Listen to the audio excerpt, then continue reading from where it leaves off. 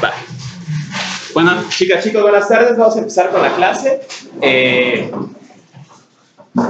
La semana pasada, no sé por qué se me hizo buena idea. Dije que sería buena idea para esta semana. Voy a leer toda la crítica de la razón pura para dar mi clase súper chida. Grave error. Grave error.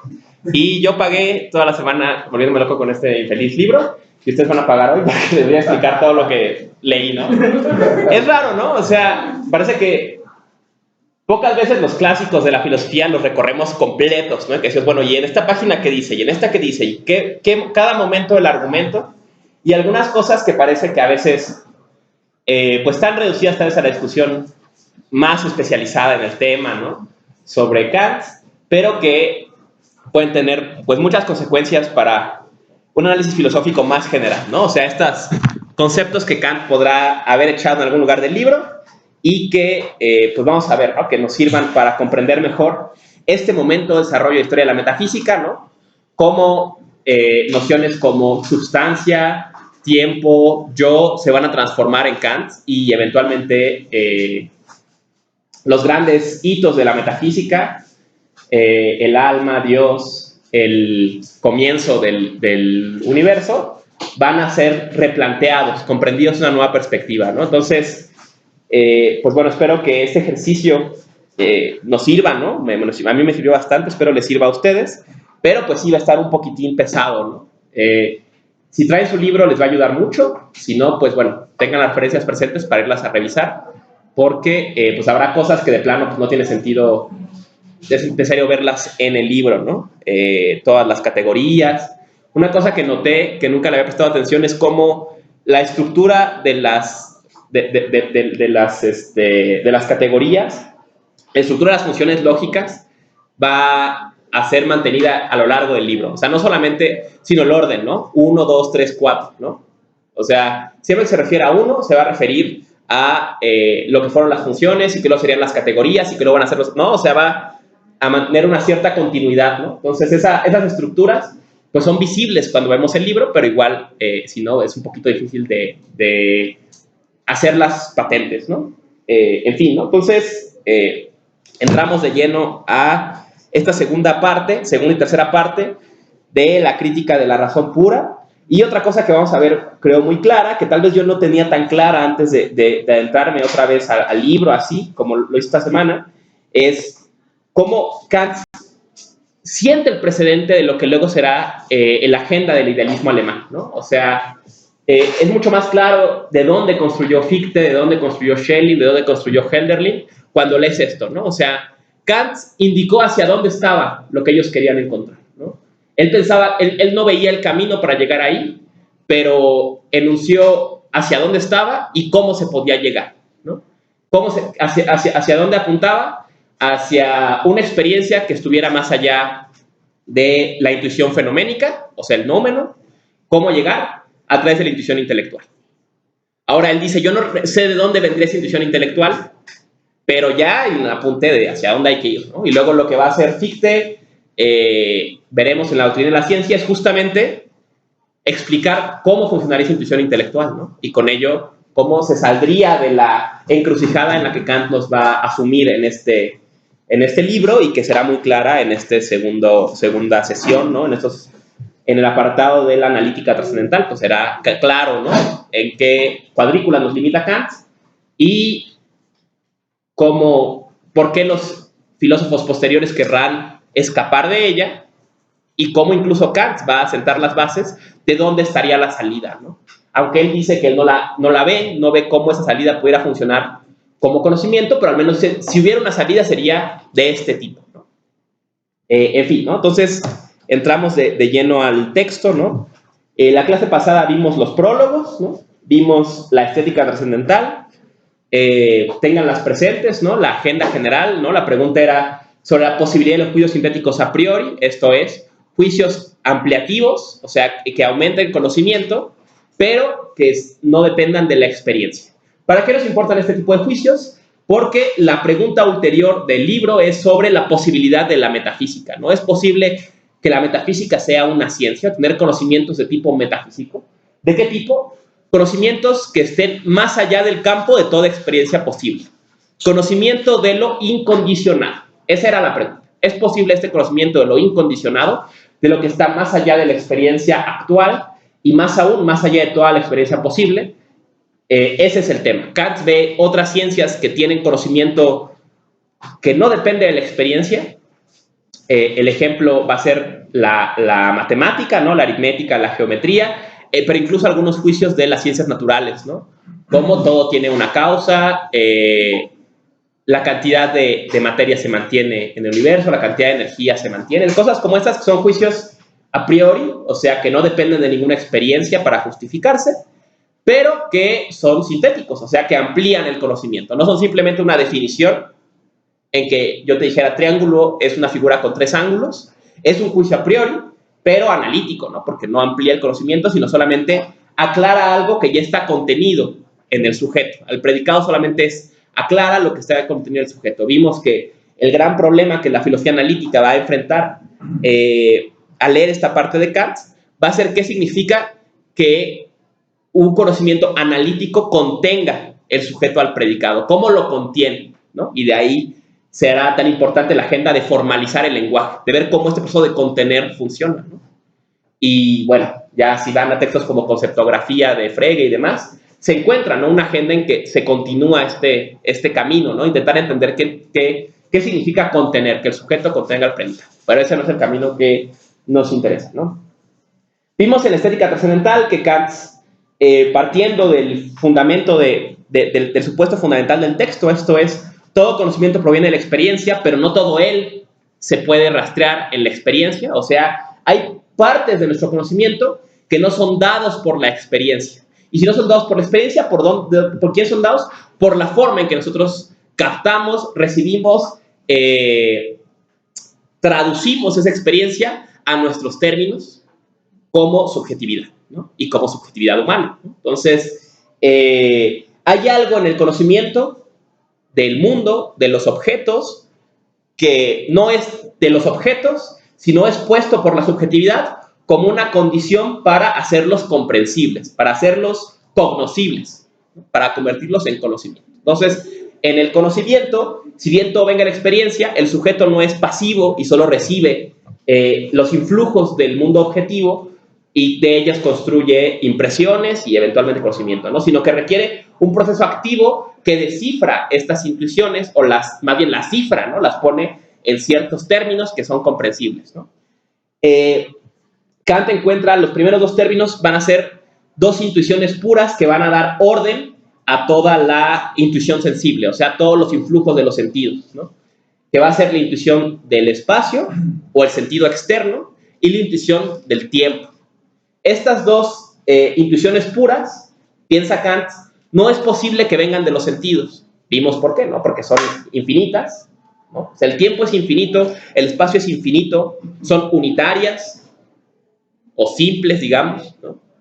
Pero no se puede pensar en partes, siempre son partes de un tiempo o partes de un espacio, ¿no? Entonces, ¿de dónde vendría una experiencia de algo infinito y algo simple, ¿no? O sea, de ningún lado, ¿no? Y porque podemos concebir cosas en el tiempo y en el espacio y conocerlas sin haberlas experimentado, ¿no? Por ejemplo, en la geometría analítica concebimos el espacio sin necesidad de experimentarlo, ¿no? Y sabemos cosas de él sin necesidad de experimentarlo, ¿no? Entonces, estas 2, ¿no? Es importante, antes de seguir, subrayar que el espacio es el sentido externo, o sea, el espacio es el sentido o la intuición pura que ordena todos los objetos externos. ¿Por qué los externos? Porque externo ya es un concepto espacial. Solo decir afuera es ya poner algo en el espacio.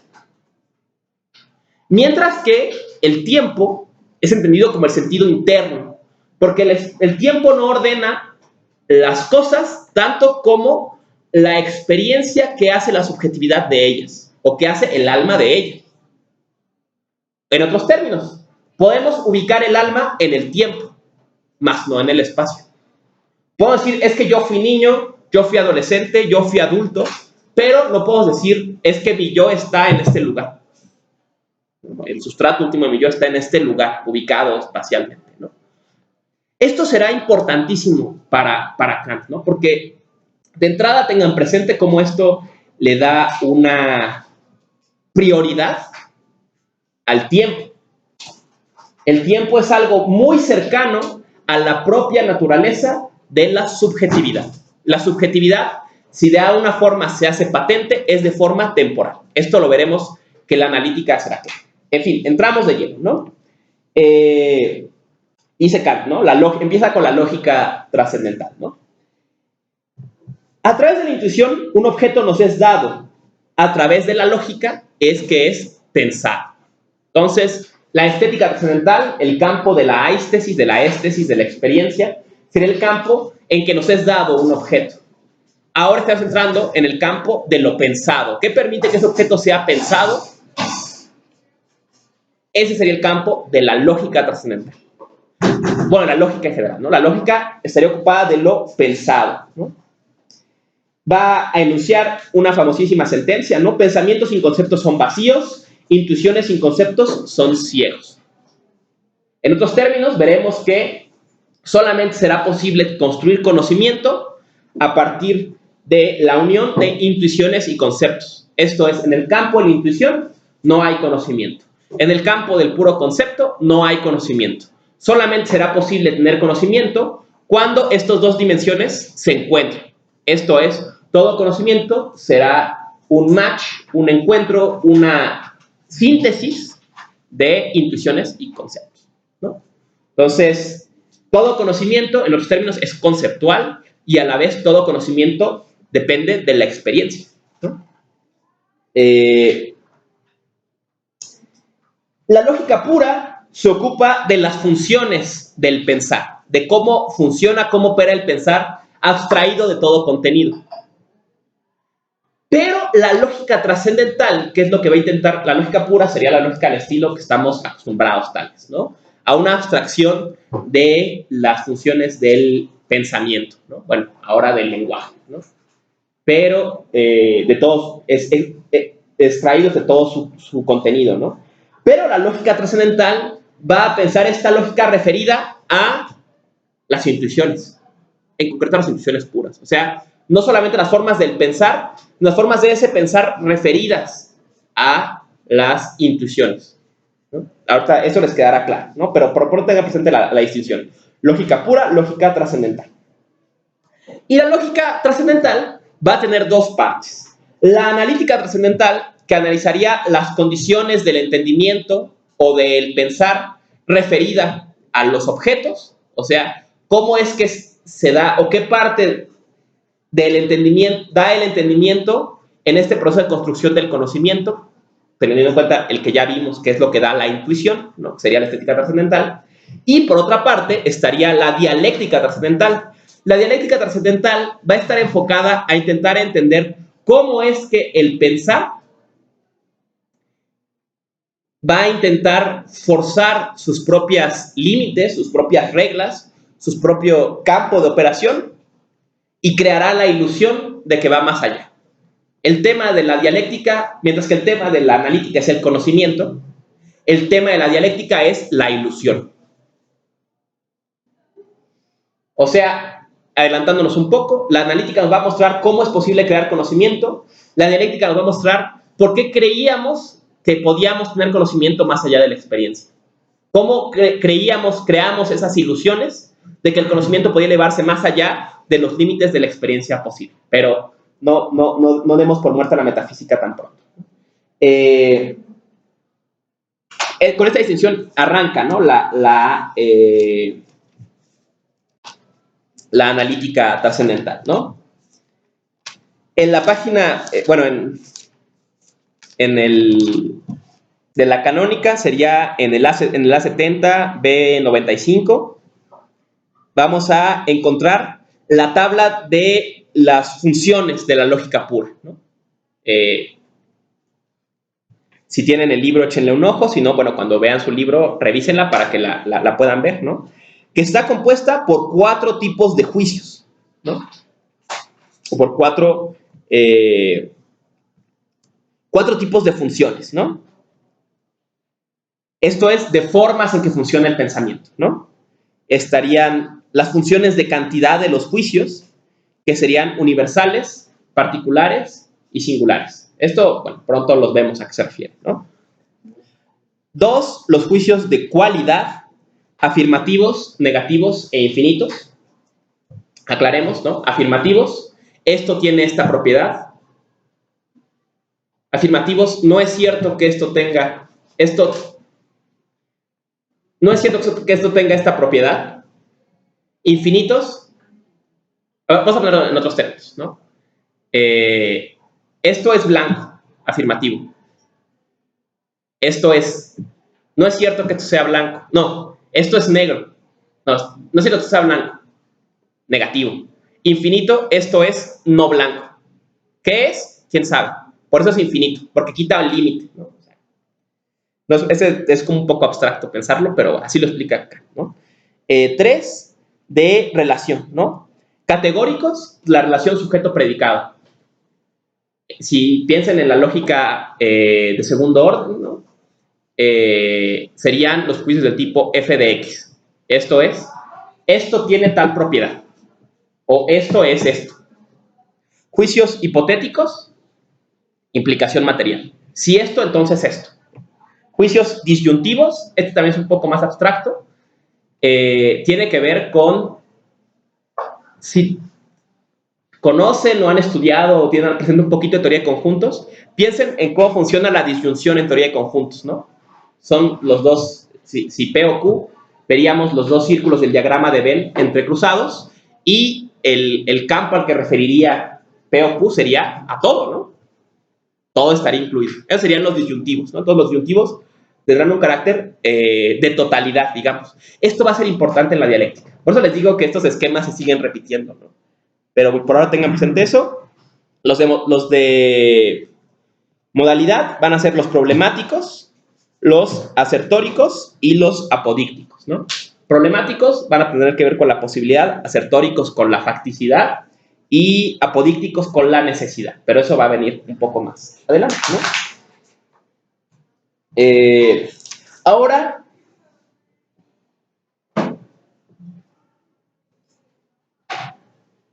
veremos, ¿no? El tema ahora es entender ahora estos juicios ya no como formas o como funciones del pensar, sino como categorías del entendimiento. Esto es, referidos a la experiencia, referidos a la intuición y con ello referidos a la posibilidad de construir conocimiento y no simplemente a el pensar en general. O al pensar despojado de todo contenido, ¿no? Cuando pasemos de esto, como les decía, pasamos a entender las funciones, las funciones lógicas como formas, a entenderlas como categorías, ¿no? Sería la diferencia, ¿no? ¿Cuál es la función del entendimiento con sus categorías? Y aquí aparece el tema fundamental de la analítica y una de las grandes obsesiones de Kant y uno de los grandes problemas a partir de aquí para comprender la experiencia, ¿no? Que será analizado tiempo después por Merleau-Ponty, por ejemplo, ¿no? Va a discutir esta concepción, o Sartre, veremos también el semestre que viene, ¿no? Va a discutir este punto de Kant, ¿no? Pero la preocupación es, la función de entendimiento es la síntesis. Esto es, el entendimiento nos va a presentar las intuiciones como múltiples, ¿no? Imaginemos la analogía de la computadora, ¿no? O sea, la intuición nos va a dar datos, y datos, y datos, y datos, y datos, y datos, y datos, ¿no? Y colores, y sabores, y texturas, y temperaturas, y todo, ¿no? Esa multiplicidad, para ser significativa, tiene que ser ordenada, tiene que llevar a cabo un proceso de síntesis. Esto es, convertir un motor de colores, sabores, texturas en cosas, ¿no? En una mesa, en una silla, en el piso, en un vaso de agua, ¿no? Tiene que convertirse en algo, ¿no? Y eso lo tiene que hacer el entendimiento a través de la síntesis. Entonces, la labor del entendimiento será la síntesis, tomar lo múltiple de la experiencia y convertirlo en un conocimiento, ¿no? Entonces, tengan presente este problema de la síntesis, ¿no?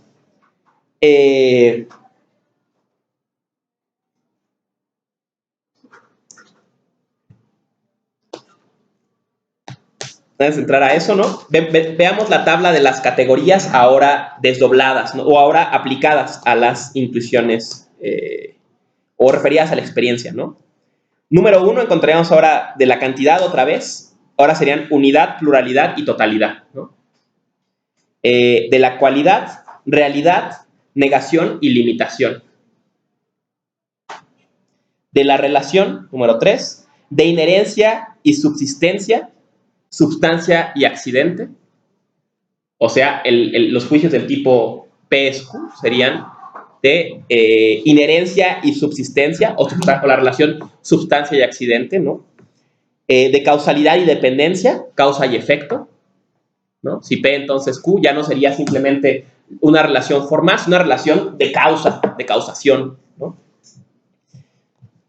Ustedes saben, por ejemplo, que lógicamente es válido e incluso necesario que si los unicornios existen, entonces no es cierto que P y no P, ¿no? Eso es válido y es necesario. ¿Por qué? Porque formalmente el condicional de implicación material es verdadera con que el consecuente sea verdadero o el antecedente sea falso. Entonces no importa que haya una relación real de causación entre una cosa y otra, solo importa una relación formal de cómo funciona el pensamiento. Aquí ya estamos pensando en la relación de causación real, o sea, referida a las intuiciones, ¿no? Sería la diferencia, ¿no? Estaría de relación el último de comunidad, ¿no? Que era la disyunción, ¿no? Por eso dos diferentes que aún así se participan de una misma comunidad, ¿no? Y cuarto, de modalidad, posibilidad, imposibilidad, existencia, no existencia, necesidad, contingencia, ¿no? Entonces serían las categorías ahora convertidas o referidas, las funciones, al entendimiento, ¿no? Entonces, dejemos por un momento suspendido el problema de la síntesis, ¿no? Volveré sobre él, ¿no? Vamos a ver ahora 3 puntos importantes, 4 puntos de la analítica, ¿no? Ya que tengamos las categorías presentes que están inmediatamente lanzadas, vamos a reconocer los siguientes 4 problemas. ¿Cómo es que las categorías se conectan con la intuición? En estos tipos, ¿cuál es la conexión entre pensamiento y experiencia? ¿Qué permite que estas cosas se conecten? El problema de la síntesis, cómo funciona la síntesis, que es la función del entendimiento. Número 3, si con base en todo lo que hemos visto es posible la metafísica como conocimiento. Y número 4, la relación entre noumeno y fenómeno. Serían los 4 puntos que vamos a ver entonces en la analítica a partir de ahora, ¿no? Entonces, conexión, categorías y objetos. Para que Kant reconoce aquí un problema, ¿no? ¿Cómo es posible que haya una coincidencia entre cosas de campos distintos? Digamos, entre intuiciones y pensamientos. ¿Cómo es posible que, por ejemplo, la substancialidad, la unidad, la posibilidad se apliquen a cosas? Si unas son, obviamente, subjetivas, ¿no? Y otras se presentan como objetivas, ¿no? ¿Cuál es la conexión entre lo subjetivo y lo objetivo? Kant se da cuenta entonces, ¿no? Debe haber algún tipo de conexión entre un medio, algo entre una cosa y otra, algo que sea de naturaleza doble, que sea por un lado pensamiento y por otro lado sea intuición, que permita una conexión entre las dos. Dice Kant, ¿cuál es el entre lo subjetivo y lo objetivo? ¿Cuál es el medio? ¿Cuál es el lugar donde los dos se tocan? Y Kant se da cuenta. Es el sentido interno. Es el tiempo.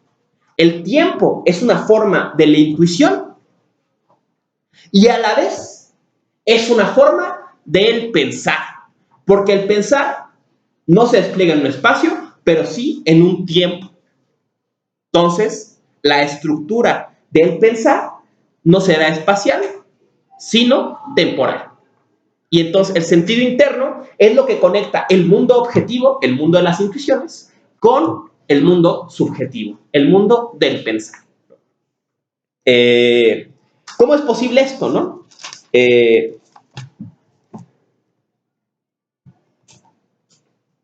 Explica Kant, ¿no? Les leo estamos en la B 182 a 143, les leo algunas partes, ¿no? Desde antes. No desde antes, desde B 178, ¿no? Es claro que debe haber un tercero que debe estar en homogeneidad por una parte, con la categoría, y por otra parte con el fenómeno, y que hace posible la aplicación de la primera al último. Esta representación mediadora deberá ser pura, sin nada empírico, pero deberá ser, por una parte, intelectual y por otra parte, sensible. Una representación tal es el esquema trascendental. Por eso, una aplicación de las categorías a fenómenos será posible por medio de la determinación trascendental del tiempo, la cual, como el esquema de los conceptos del entendimiento, media en la subsunción de los últimos bajo la primera. Esto es, en la medida en que el tiempo tiene una parte referida a la intuición y otra parte referida al propio funcionamiento de la subjetividad, se plantea como un medio entre los dos. ¿Cómo funciona este proceso de mediación? Pero el esquema puro de la cantidad, quantities, como esquema de un concepto del entendimiento, es el número, que es una representación que abarca la adición sucesiva de lo uno a lo uno.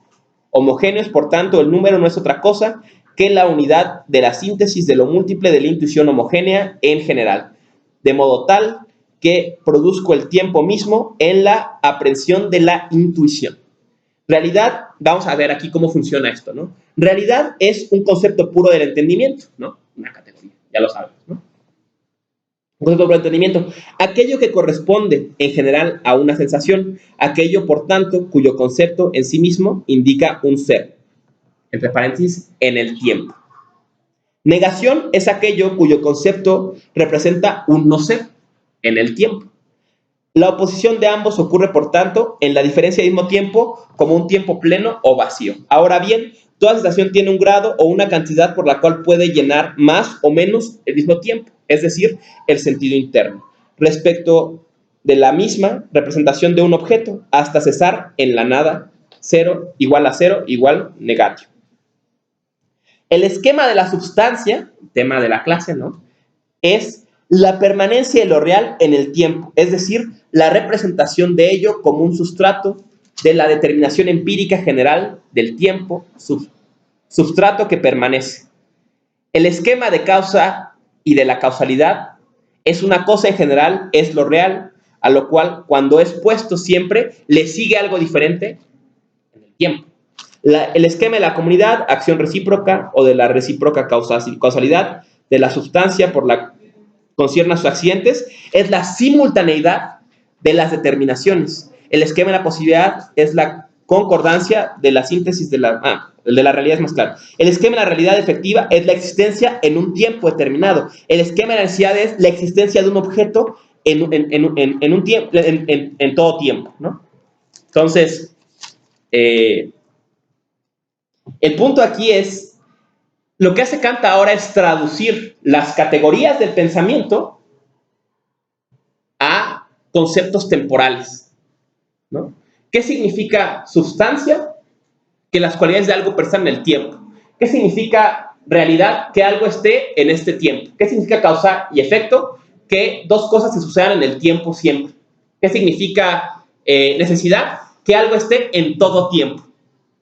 Vemos aquí cómo Kant explicita lo que yo ya les apuntaba con Aristóteles. Esto es, que el concepto de sustancia y que estos conceptos metafísicos fundamentales serán en el fondo conceptos temporales. Y ahora Kant va a explicar por qué. Porque es el tiempo la que permite que el pensamiento se conecte o se refiera a las intuiciones. La única parte del pensamiento, digamos, que está conectado a la intuición directamente, o que hay una continuidad o que existe en los dos campos, en los dos reinos, es el sentido interno, el tiempo. Entonces, el tiempo es lo que permite esta pegazón. Y además, notamos de entrada que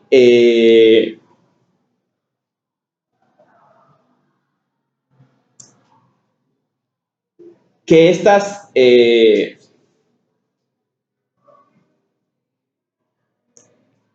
notamos de entrada que estas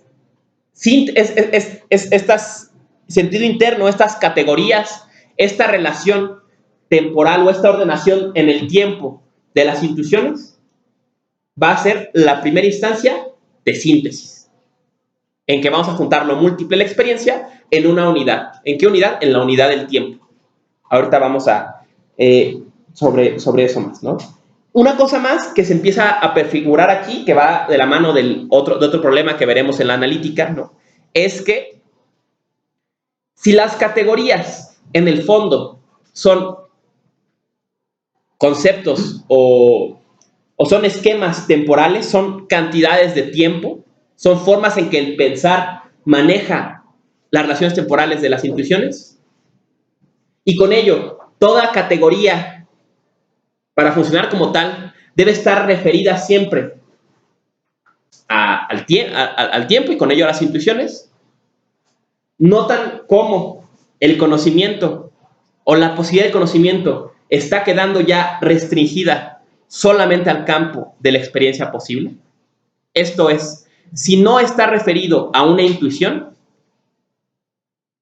por lo menos a la de tiempo, no se vería cómo podría haber conocimiento. ¿Qué está haciendo aquí Kant? Cavando la tumba de la metafísica. Pues el conocimiento metafísico va pareciendo que es imposible.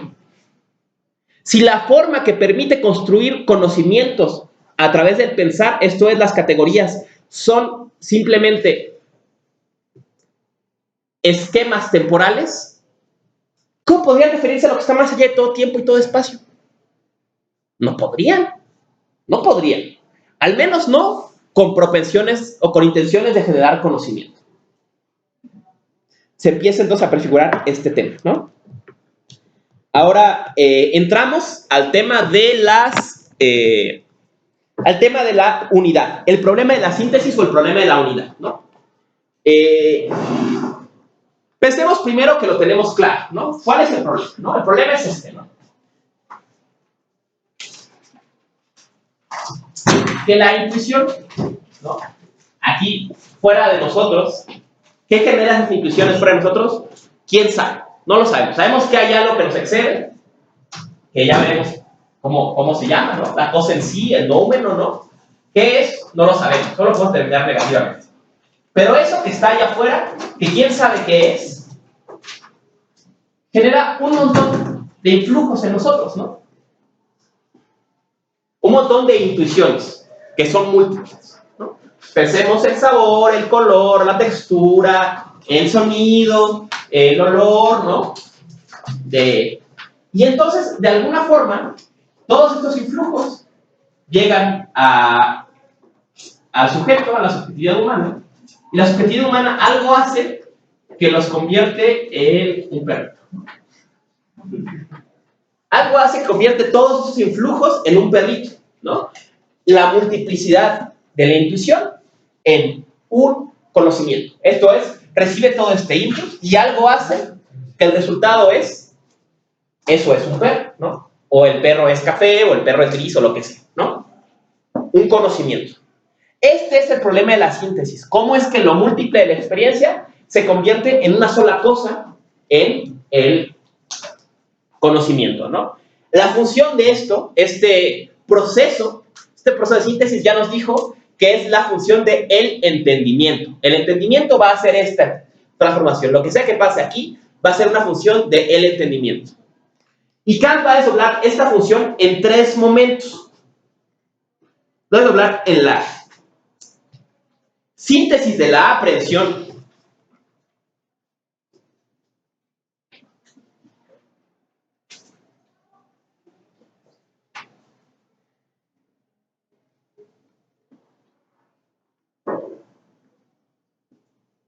en la síntesis, bueno, en un momento en la síntesis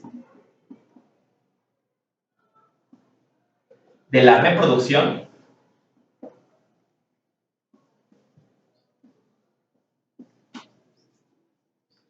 y en la infame síntesis de la apercepción.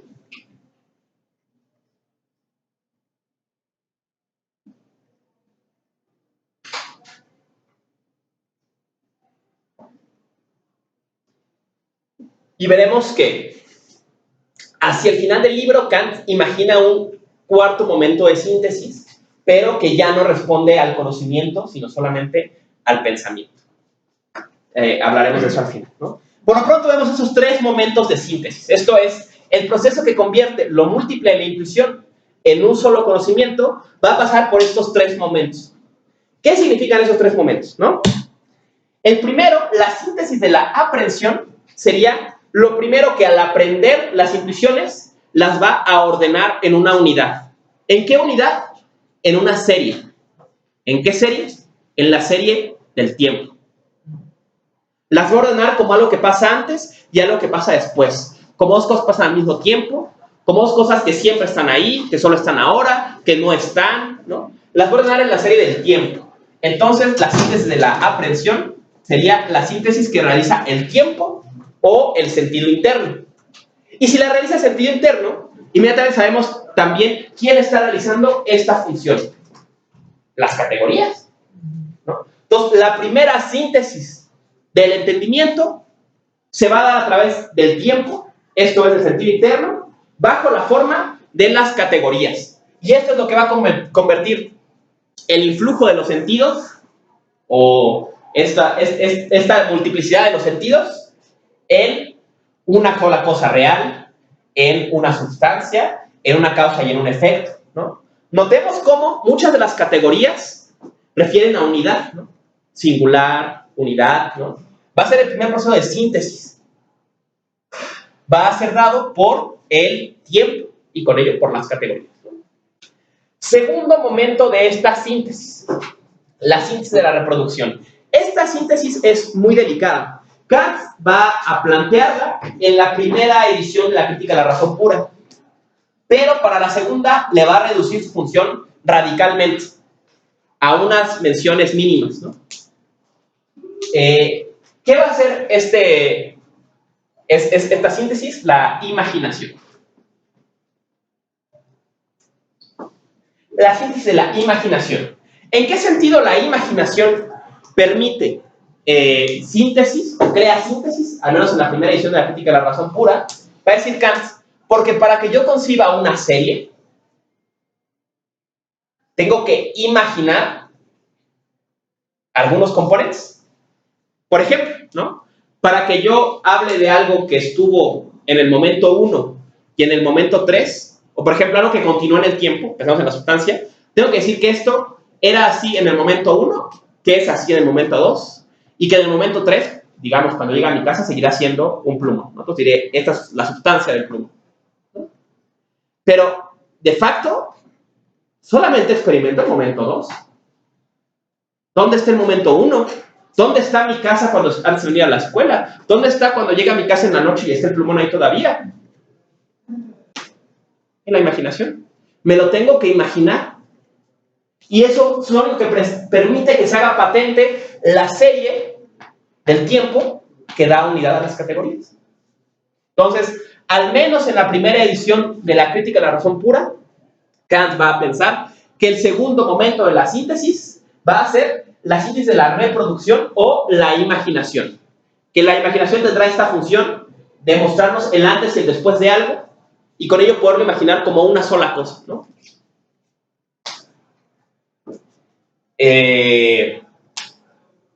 Y tercero, ¿no?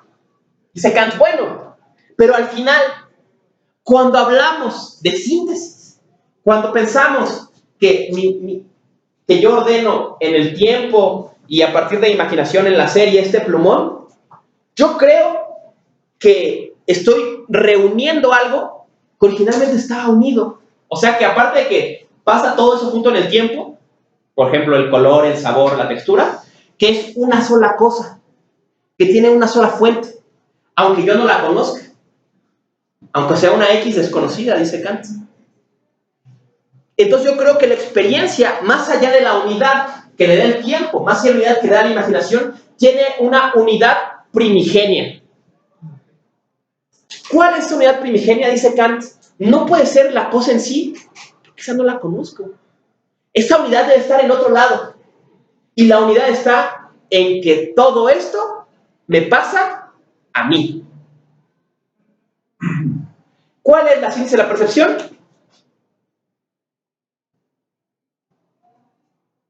El yo pienso. Que toda experiencia me pasa a mí. Esto es, como toda experiencia es mi experiencia, tiene una unidad primigenia.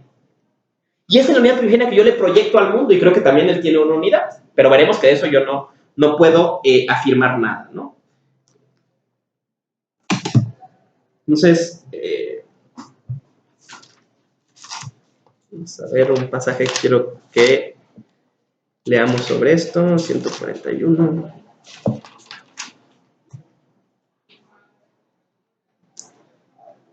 Es sobre la imaginación, ¿no? Un ejemplo para entender lo de la imaginación, ¿no? Dice, esto es de A102, o sea, solo está en la primera edición, en la página 102 de la crítica de la razón pura, en la segunda ya Kant elimina esta parte, pero dice, pero si yo dejara que se me fuera del pensamiento la representación precedente, las primeras partes de la línea, las partes previas del tiempo, o las unidades representadas unas tras otras, y no las reprodujera al pensar a las siguientes, entonces nunca podría surgir una representación completa, ni ninguno de los pensamientos antes mencionados. Y ni siquiera podría surgir la más pura y primera representaciones fundamentales de espacio y de tiempo. La síntesis de la aprehensión está, pues, inseparablemente enlazada con la síntesis de la reproducción. La síntesis reproductiva de la imaginación se cuenta entre las acciones trascendentales de la mente, y en consideración a ella denominaremos a esta facultad también la facultad trascendental de la imaginación. Entonces, eso sobre la imaginación.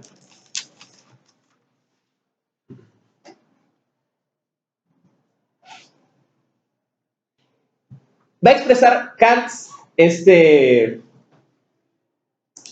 entonces decíamos, ¿no? La síntesis última estaría la síntesis de la aprehensión, el tiempo y las categorías, ¿no? La síntesis de la reproducción, al menos en la primera edición, que sería la imaginación, que nos hace ver el antes y el después de algo aunque no lo estemos experimentando, o imaginarlo, o sea, ponerlo como imagen en nuestra cabeza. Y la síntesis de la percepción, que sería que todas estas cosas me pasan a mí. Entonces Kant va a enunciar, ¿no? En la segunda edición, la crítica de la razón pura, es esto en la infame frase, ¿no? A ver si la tengo resaltada. Aquí está, ¿no? B132. En donde empieza el parágrafo 16 en la segunda edición, dice, de la unidad originaria cinética de la percepción. El yo pienso debe poder acompañar a todas mis representaciones. Este enunciado ha sido objeto de mucha especulación, ¿no? Veremos que Sartre, en la trascendencia del ego, va a discutir este enunciado, ¿no? Dirá, es que Kant dijo que el yo pienso debe poder acompañar todas mis representaciones, y tiene razón. Pero si dijo debe poder, no está dándonos la pista de que el yo pienso no acompaña de facto todas mis representaciones, sino que solamente cualquier representación que yo tenga le puedo sumar yo pienso. Esto es, en términos de Sartre, que el acto de yo pienso o el acto reflexivo en que descubro un yo en mi experiencia es un acto de segundo orden, y que la experiencia en su campo más fundamental es impersonal, solo pasan cosas, y solo a través de la reflexión descubro que me pasan a mí, con el ejemplo infame de Sartre. Y esto lo veremos en el que viene, nada más para notar las discusiones en este momento, o en este punto, o esta frase de Kant. Dice Sartre, claro, el yo pienso de poder acompañar todas mis representaciones. ¿Quién no ha hecho un pancho en público, en privado, como sea? Acabas de hacer tu desmadre y terminas y dices, la madre, yo hice eso, fui yo quien hizo eso, yo soy capaz de eso. Dice Sartre, ahí está el ejemplo.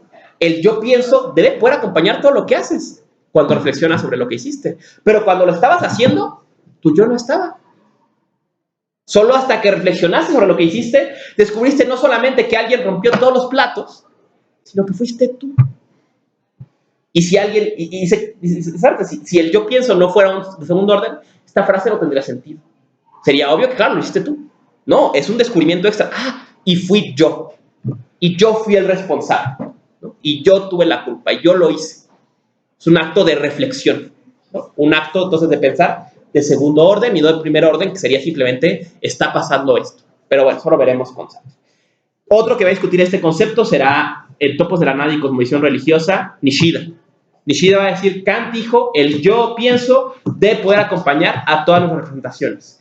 Eso significa que Kant creía que el yo es un predicado, es una propiedad de las cosas. ¿Es una interpretación de Kant buena? No, pero cambia completamente la jugada y por eso es muy novedosa ahí. Si tenemos tiempo, ojalá lo haya el semestre que viene, veremos a Nishida y verán a qué se refiere con que el yo no sea el sujeto, sino el predicado, ¿no? En fin, ¿no? Entonces, ahora, este yo pienso, o esta unidad de que toda experiencia en el fondo es mi experiencia, vale inmediatamente plantear sobre ella una distinción. ¿Quién es ese yo pienso al que le pasa todo? Dice Kant, ¿quién sabe? Es una X, es una función lógica. Es solamente solo algo que le puedo agregar a todo lo que me pasa. Que todo lo que me pasa a mí. Pero ¿quién soy yo? Dice Kant, cuando intento pensar quién soy yo, tengo que aplicar el pensamiento y el conocimiento al sentido interno. Y entonces me descubro a mí mismo como objeto. Como objeto, sí, me puedo conocer. Dice Kant, es el objeto de la psicología racional. La psicología investiga el alma a través del sentido interno, ¿no? Y yo soy Emiliano y me ha pasado esto, y ya soy así, ya asado y rostizado, y estas son mis personalidades, mis propiedades sustanciales, y estas son accidentales, lo que sea. Ese yo psicológico o yo material es un objeto en el mundo, como todos los demás, ¿no? Y solo tenemos el conocimiento a posteriori, esto es, a partir de la experiencia que hacemos de él con el sentido interno. Un momento de la palabra. Pero este yo formal, que sí conocemos espontáneamente, que espontáneamente está ahí siempre que hacemos cualquier experiencia, pero cualquier experiencia que hacemos es mi experiencia, es solamente formal, no tiene ningún contenido, es solamente una función lógica, es solamente una unidad primigenia que dice toda experiencia es mi experiencia, o toda experiencia es solamente una experiencia, o parte de un mismo influjo de experiencia, por decirlo así, ¿no? Entonces, en Kant, el yo refiere únicamente a las experiencias de un sujeto. Hay dos interpretaciones de yo. El yo formal refiere solamente a esta función lógica. El yo material refiere a un objeto. O sea, curiosamente Sartre va a hacer la misma distinción, ¿no? Entre el ye y el moi, ¿no? El moi es un yo material, que soy yo, Emiliano, ¿no? Y que tiene una historia y que empieza y acaba, ¿no? Eventualmente. Acabará y en un momento X empezó, ¿no? Y tiene una historia y le han pasado ciertas cosas y unas cosas le gustan y otras le disgustan. Tiene sustancia, o sea, unas propiedades que hacen que sea quien es, otras que cambian y no pasa nada, cambia en cantidad, en cualidad, lo que sea, como cualquier objeto. Y que aparte Kant va a apuntar, también tiene un cuerpo, y este cuerpo se presenta evidentemente como un objeto, ¿no? Que veo y venga, como cualquier objeto lo conozco. Pero, o sea, y con ello es a posteriori, o sea, lo conozco a través de la experiencia, yo sé quién soy yo con la experiencia. El otro yo, que acompaña todas mis representaciones, es solamente formal. ¿Cuál es la prueba? Que aun cuando hago experiencia de mi cuerpo, cuando hago experiencia de mi alma, esa experiencia la hago yo. Yo pienso que soy muy iracundo. Yo pienso que soy tal cosa. Yo pienso que tengo los pies muy chiquitos. Yo pienso que tengo no sé qué, ¿no? Es una experiencia, y el yo pienso la acompaña también, ¿no? Es una representación, incluso es un conocimiento. Y como ya dijo Kant, el yo pienso de poder acompañar todas nuestras representaciones, ¿no? Incluidas las de yo mismo como yo material. ¿Por qué enfatizo esta distinción? Porque uno de los primeros problemas de la razón va a ser confundir estas dos. Y entonces creer que porque el yo pienso formalmente se le presenta como una forma, una función lógica, una función del entendimiento de síntesis, cree que eso a la vez afirma la unidad de su yo personal. Esto es, de su alma. Esto es, tú crees que tu yo y tu alma, o tu yo formal y tu alma es lo mismo, entonces crees que conoces tu alma directamente, dice Kant. No. Ese sería el problema de los paralogismos de la razón pura. Esa sería la base de los paralogismos, veremos en la dialéctica, es esa confusión, que no son lo mismo. Pero hasta acá solamente hemos visto que no son lo mismo, y estos tres momentos de la síntesis, ¿no? Merleau-Ponty, en el siglo XX, criticará a Kant, ¿no? Diciendo que el error de Kant y de la gente que siguió este camino es que ellos creen que la experiencia o las intuiciones de los sentidos son múltiples, ¿no? O sea, que somos como computadoras, ¿no? Y que referimos unos datos en los ojos, y otros datos en los oídos, y otros datos en la lengua, y otros datos en quién sabe dónde, ¿no? Y que luego hay un procesamiento que va a juntar todos los datos y va a construir un solo objeto. Dice Merleau-Ponty, esa es una comprensión equivocada de la experiencia. Dice, él explica en Fenomenología de la Percepción, la experiencia siempre es unitaria. El mundo nunca estuvo desintegrado en sentidos, siempre fue único. Y es al revés, la reflexión la que lo desdobla en sentidos.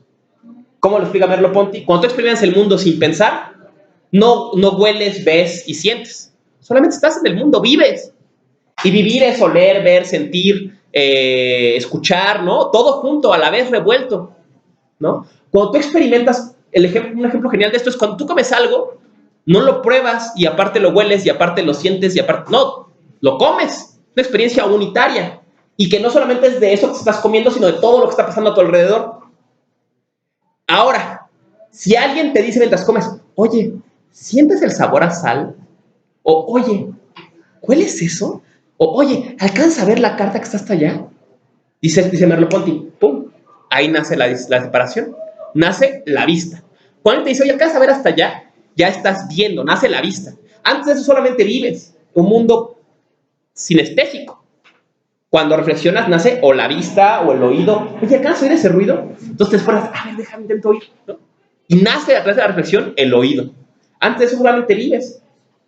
Entonces Merleau-Ponty critica, ¿no? Los que pensaron este problema ignoraban o no reconocían que la experiencia no se da de forma múltiple y luego se reúne a través de la subjetividad, sino que al revés. La experiencia, en su sentido más puro o primitivo, es única, unitaria, es de un mundo que se nos abre, y es la reflexión la que no la reúne, sino de hecho la desintegra. Y claro, luego la reflexión más allá la vuelve a reunir, ¿no? Como lo que pensaría Kant. Pero en el fondo, piensa Merleau-Ponty, no, el mundo siempre se nos da de forma unitaria, ¿no? Como una experiencia total, y no una experiencia en cachitos que la mente reúna, ¿no? Claro, él viene ya de la tradición de la fenomenología, pero está discutiendo ya todavía dentro del siglo XX estos problemas que Kant puso sobre la mesa, ¿no? Seguimos pues con... Bueno, sí, ¿no? Y aclarar, ¿no? El yo pienso que debe acompañar a todas nuestras representaciones, el yo pienso formal del entendimiento, es espontáneo. O sea, cada representación viene con él, ¿no? Viene con este yo pienso. Mientras que el yo del alma, el yo material, el yo como objeto, es un objeto de experiencia y de experiencia reflexiva. Es una experiencia en la que la subjetividad intenta regresar sus herramientas sobre ella misma. Y esto va a... Este proceso enigmático va a ser tema de... va a determinar en buena medida el inicio del siglo XIX en la filosofía, ¿no? Esto es el proceso de especulación o reflexión. Esto es, ¿qué pasa? Cuando la subjetividad se pone un speculum enfrente, un espejo, o se refleja, intenta verse a sí misma, usar las herramientas que usa para ver todo lo demás, para ahora verse así. Notamos, pues, que este proceso se desdobla, ¿no? No se ve así, sino ve su reflejo.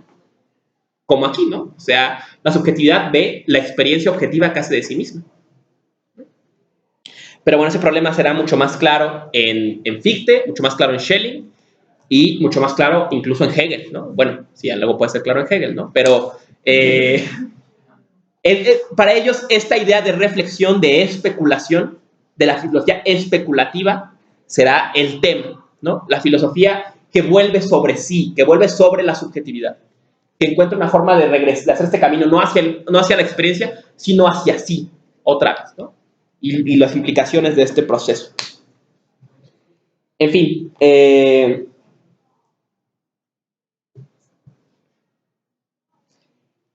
vamos ahora, ¿no?, al tema de la posibilidad de la metafísica, ¿no?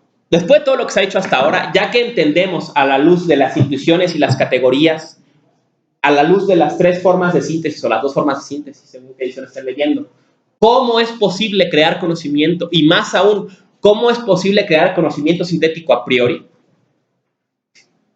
Ahora hay que ver, ¿la metafísica podría hacer eso? ¿La metafísica, con base en lo que sabemos hasta ahora, podría crear conocimiento sintético a priori? Esto es un conocimiento que no depende de la experiencia y que aparte no solo depende de la experiencia actual, sino de toda experiencia, y con ello es un conocimiento de lo incondicionado, que eso es lo que quería, ¿no? Y con ello sea ciencia, o sea, de conocimiento. Y piensa Kant, pues vamos a ver, ¿no? Hasta ahora sabemos que conocer, bueno, conocer y pensar no es lo mismo. La distinción es crucial en lo que sigue. Pensar es aplicar las reglas del entendimiento o las reglas lógicas de la razón a lo que sea.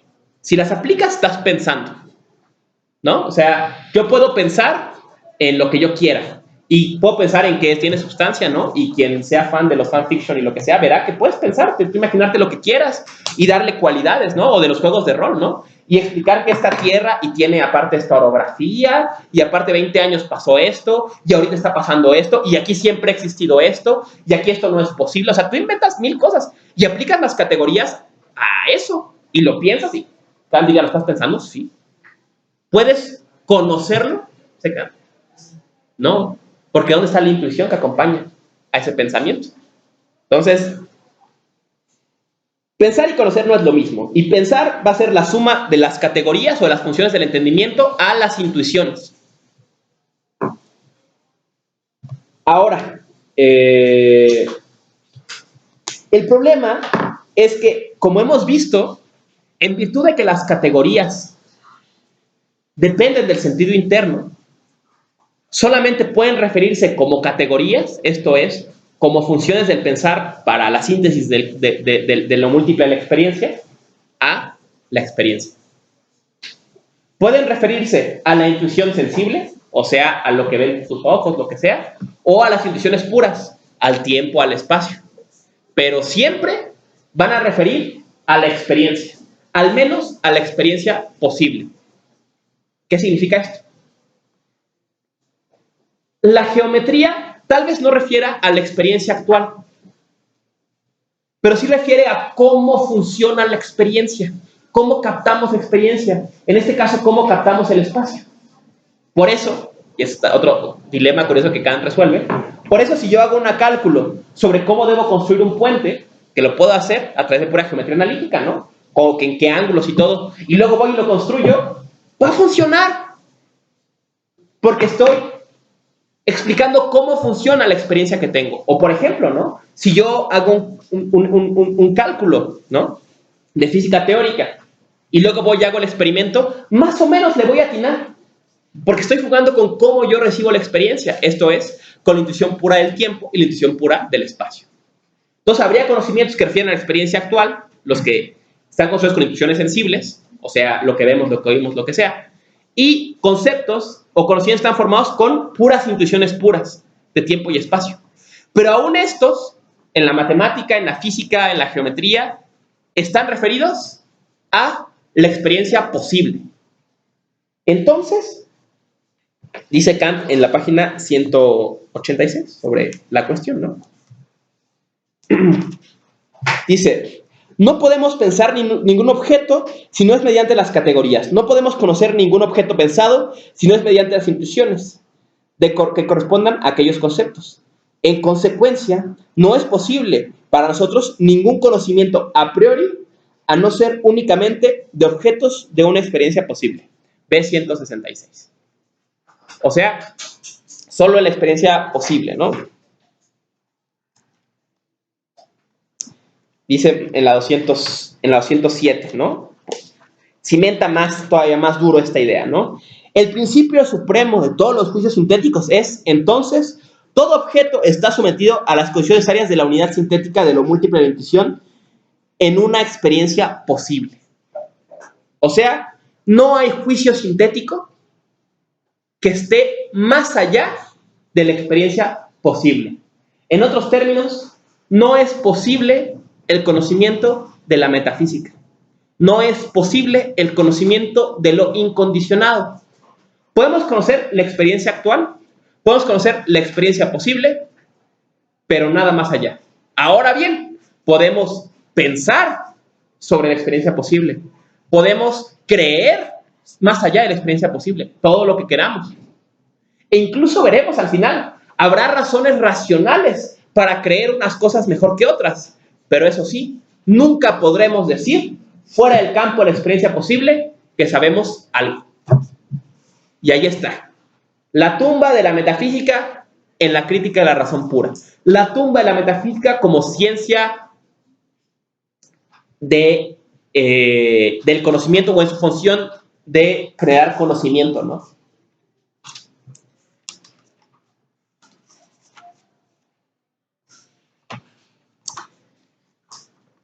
Y va a llegar entonces Kant en 273. Esta imagen ya la vimos, ¿no? Está en la B294. Dice, del fundamento de la distinción de todos los objetos en phenomena y noumena. No sabemos, no solamente hemos recorrido ya la tierra del entendimiento puro y examinado cuidadosamente cada parte de ella, sino que además la hemos medido y hemos determinado su lugar a cada cosa de la que hay en ella. Pero esta tierra es una isla y está encerrada por la naturaleza misma en límites inalterables. Es la tierra de la verdad, un nombre encantador, rodeada de un océano vasto y tempestuoso, que es el propio asiento de la apariencia ilusoria, en el que mucho banco de niebla y mucho hielo, que pronto se derrite, fingen nueva tierra, y engañando incesantemente con vacías esperanzas al marino, que viaja en busca de descubrimientos, lo complican en aventuras que él jamás puede abandonar, pero que tampoco puede jamás llevar a término. Aquí está, volvemos sobre el tema de los prólogos. Ya hecha una topología del conocimiento, hecha una topología de la tierra de la verdad, descubrimos que esa tierra está limitada. ¿Limitada por qué? Por la experiencia posible. Hay un campo que llamamos el campo del conocimiento, el campo de la verdad, en donde el entendimiento funciona perfectamente de la mano de la intuición y crea conocimientos efectivos, verdaderos y hasta necesarios y sintéticos a priori, ¿no? El problema es que eso se limita solamente a la experiencia posible. Pero alrededor de eso hay un gran océano, el océano de la ilusión, ¿no? Y la razón cree que puede irse para allá y que va a encontrar tierra segura, pero no hay nada más allá. Y termina Kant una vez más con este dictum irracional nietzscheano del que hablábamos la clase pasada, ¿no? Lo complican en aventuras que él jamás puede abandonar, pero que tampoco puede jamás llevar a término. Esto es, aún ahora que hemos descubierto que no es posible que la metafísica genere conocimientos, sigue la razón por su naturaleza lanzada a intentarlo. Lanzada a intentar una empresa que está destinada a fracasar. ¿Por qué? Ese será el tema de la dialéctica trascendental. ¿Cuál es esta constitución natural de la razón que nos lleva a creer en ilusiones donde no hay posibilidad de conocimiento alguno? ¿Qué es este impulso que nos lleva más allá del límite seguro de la isla de la verdad? ¿No? Esto será lo que tratará en el último punto, ¿no? Pero antes de pasar a eso, ¿no? La última cuestión de este apartado, ¿no? La distinción entre noumeno y fenómeno, ¿no? Este tema es a veces complejo, ¿no? Dice Kant, ¿qué es un noumeno? El noumeno es una cosa que no es objeto de nuestra intuición sensible. El fenómeno, el phenomenon, lo que se manifiesta, lo que se hace presente, lo que se muestra, es justamente lo que capta nuestra intuición sensible, los influjos de los sentidos, ¿no? Esos son fenómenos, sea lo que se muestra. Ahora piensa Kant. Si eso es el fenómeno, lo que se muestra, ¿qué es el nómeno? Lo que no se muestra. Dice Kant, hay dos formas de entenderlo. O lo entendemos de forma negativa. Esto es el fenómeno, ¿no? El fenómeno es lo que se nos da los sentidos. Lo que sea que no se nos da los sentidos, a eso habría que llamarlo nomen. Una comprensión negativa. ¿Y qué es el nómeno? ¿Quién sabe? ¿Quién sabe? ¿No? No podría yo saber. Puedo pensarlo. Puedo poner un concepto normativo de límite que diga, todo esto se me da. Lo que sea que esté más allá será el nómeno. Esos son objetos sensibles, son objetos materiales, son cables conectados al sistema nervioso estilo Matrix, son simulaciones de computadora estilo Johnny Mnemonic o lo que sea. ¿Quién sabe? Pero eso sería el nómeno, digamos, ¿no? Usando el ejemplo de Matrix. En Matrix, siempre y cuando no pudiéramos concebir el mecanismo misterioso a través del cual la gente sale de Matrix, que nunca está completamente explicado, más que en Animatrix un poco, ¿no? Y dan pistas de cómo funciona. El nómeno sería el programa de computadora. Esto es la configuración, los cables, todo sería el nómeno. El fenómeno sería el mundo como lo vemos ahora, ¿no? Lo que se nos presenta a los sentidos. O sea, a mí los sentidos se presenta, como dice Cypher, ¿no? Cuando está entregándolos a todos, ¿no? Dice, yo siento el jugoso del salmón, ¿no? Siento el calor, siento el sabor, pero yo sé que detrás de este fenómeno realmente hay datos computacionales, ¿no? Ese sería el nómeno en el ejemplo de Matrix, ¿no? Y claro, en Matrix había un conocimiento transformado, especial, que nos permitiría conocer el nómeno, ¿no? O verlo, o lo que sea que se conozca el nómeno, ¿no? Entonces Kant dice, negativamente, eso es el nómeno, ¿no? Pero ¿qué es positivamente? ¿Qué es lo que está más allá de Matrix? Dice Kant, yo no veo cómo pudiéramos saberlo. Dice, para saberlo, y aquí es donde Kant va a sentar la base de la filosofía que viene, tendría que haber otra forma de intuir el mundo.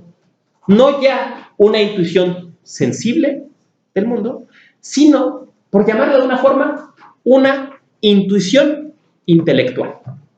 Una intuición intelectual que nos permita, ahora sí, experimentar el mundo como no se nos da a los sentidos. Esto es, yo capto al mundo como se me dan los sentidos.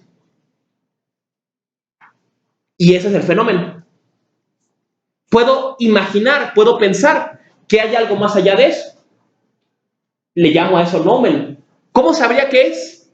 Dice Kant, tendría que captarlo a través de otra facultad, de otra intuición. Tendría que haber otro input a mi entendimiento.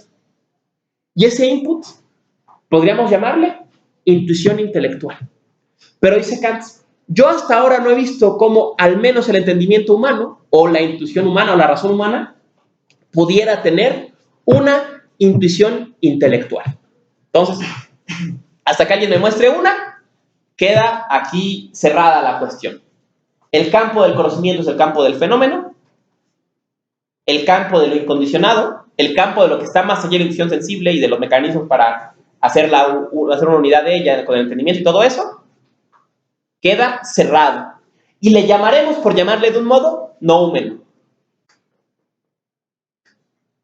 Con esta frase, Kant va a dar el banderazo a que todos los filósofos posteriores van a querer encontrar esa estrategia, van a querer encontrar esa intuición intelectual. Unos le van a llamar tal cual intuición intelectual. Fichte veremos, ¿no? Schelling veremos, ¿no? Hegel en sus primeros momentos. Otros más encontrarán otras estrategias, ¿no? O sea, veremos. Fichte, por ejemplo, va a decir a grandes rasgos: tengo una experiencia no sensible o una intuición no sensible de un objeto o de un componente de este mundo. ¿Y qué es? De mi subjetividad. Porque mi subjetividad no solamente se me presenta como una forma, no solamente se me presenta como un objeto de la reflexión, sino como una actividad libre de poner cosas en la mente. Dice Kant, digo el ejemplo de Fichte, por decirlo rápido, lo de la ciencia, ¿no? Imagina un objeto. John imagina que ese objeto es experimentado por un sujeto. ¿Quién experimenta esas dos cosas? Un sujeto. Un sujeto puso las dos en su cabeza. Esa actividad libre es la intuición intelectual. Hay otra experiencia del mundo, otra intuición que no es mediada por los sentidos. Y ahí está la solución. Ese es el nómeno, esa es la unidad primigenia del mundo. El yo absoluto. ¿Cómo se distingue eso de la síntesis de reproducción? ¿De la imaginación? Porque la de la imaginación solamente pone una serie. O sea, solamente te da la imagen de una serie. Claro, tú podrías pensar, la facultad de imaginar misma, ¿no tendría también un carácter libre? Parece que, no conozco mucho el tema, pero que Schelling intentó también ese camino, ¿no? Parece que en historia va a intentar ese camino, ¿no? Ya es su obra tardía, ¿no?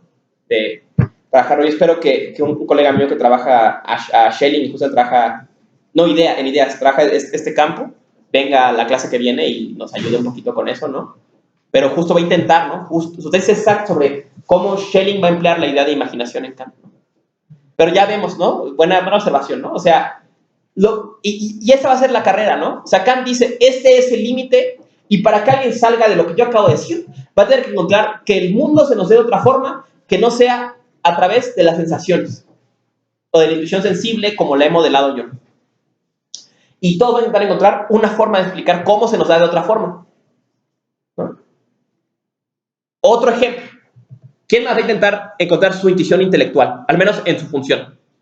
Schopenhauer. Schopenhauer va a decir, adelantándonos un poco a las clases de Schopenhauer, ¿no? Va a decir, Kant tiene toda la razón. El mundo se nos da siempre como objeto de la intuición y con ello como fenómeno. Y yo no veo cómo pudiera conocer desde la representación algo más allá del fenómeno. Pero va a decir Hegel, va a decir Schopenhauer genialmente, ¿no? Va a decir, pero hay algo que Kant no pensó. Que hay un objeto que se nos da de forma doble. Y esto es el objeto que es nuestro cuerpo.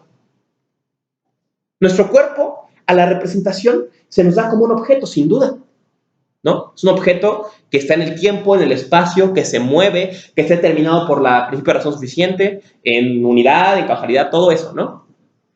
Pero aparte de eso, cuando yo muevo mi brazo, veo un objeto, me representa un objeto que se mueve. Y así lo conozco. Pero ¿sabes qué? También lo siento.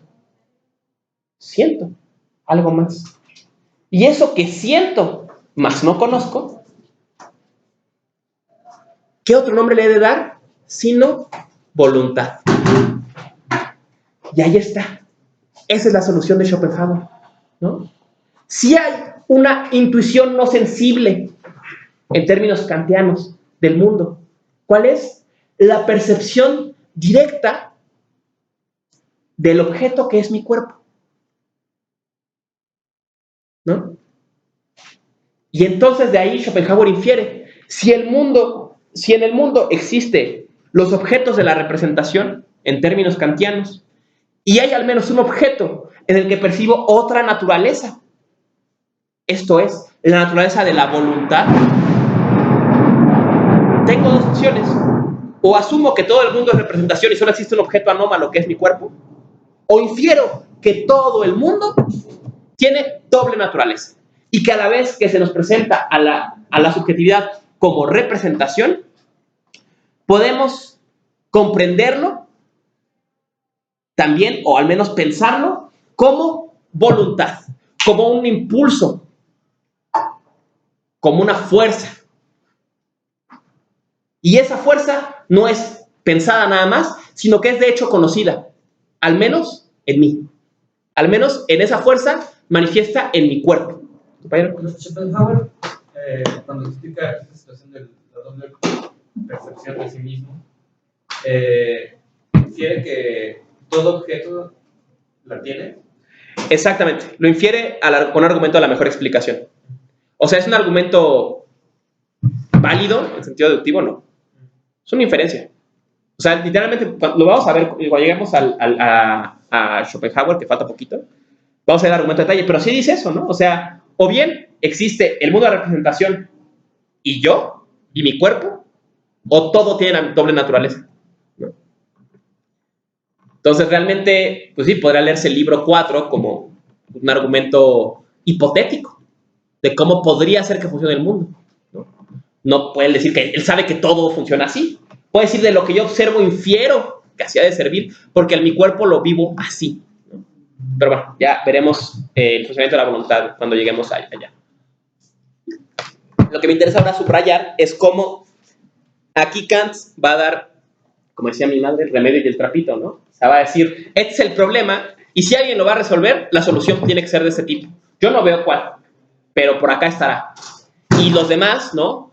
Fichte, Schelling, Hegel, Hölderlin, Schopenhauer, ¿no? Van a decir, vamos para allá, ¿no? Vamos a buscar esa solución, ¿no? Yo ya encontré algo que juega esa función que Kant no veía que nada jugara, ¿no? De una experiencia del mundo que no esté mediada por la sensibilidad al estilo como él la ha descrito, ¿no?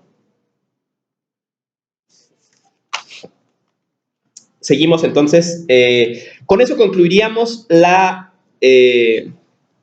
bueno, ¿no? Vamos a leer un pasaje, ¿no? Para subrayar esto, para que vean cómo está en el texto, ¿no? Dice en A252, empieza. De aquí surge ahora el concepto de noumenon, que no es empero positivo, ni es un conocimiento determinado de cosa alguna, sino que significa solamente el pensamiento de algo en general, en el cual haga abstracción de toda forma de intuición sensible. Leo más adelante. Debo además tener fundamento para suponer otro género de intuición que es sensible, en el cual pueda ser dado un objeto tal, pues en caso contrario mi pensamiento es vacío, aunque sin contradicción. O sea, puedo pensar en el nómeno, pero tengo que encontrar una intuición nueva que llene esos conceptos que tengo de contenido, ¿no? No hemos podido probar más arriba que la intuición sensible sea la única intuición posible en general, sino que ella lo es solo para nosotros.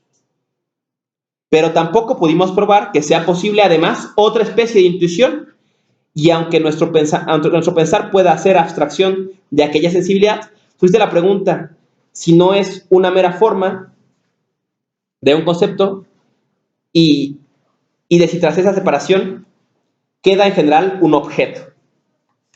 Entonces, aquí está, ¿no? O sea, él dice, la verdad es que hemos probado hasta ahora, no que no hay otras intuiciones posibles, solo no vemos cómo nosotros tengamos otra. Alguna intuición de otro tipo. Pues eso va a ser lo que los demás van a querer probar, ¿no? Exactamente, ¿no? Exactamente ahí va a ser el paso a la filosofía posterior, ¿no? El intento de probar eso, ¿no? Entonces, ya vimos que noumeno, en términos kantianos, solo puede usarse como un concepto que limita la sensibilidad. O sea, lo que esté más allá de la sensibilidad se llama noumeno. Por eso es un concepto negativo. ¿Qué sea, de hecho, el noumeno? No lo sabemos. Hasta que alguien encuentre otra forma de intuición posible que cree conocimiento sin depender de la sensibilidad, ¿no? Será la tarea para la filosofía posterior. Con eso terminamos la analítica, ahora sí, ¿no? ¿Tienen algún comentario, alguna pregunta hasta acá de la analítica trascendental, ¿no? De estos 4 problemas que vimos, de las soluciones que Kant ofrece, de las pistas que da, de algo?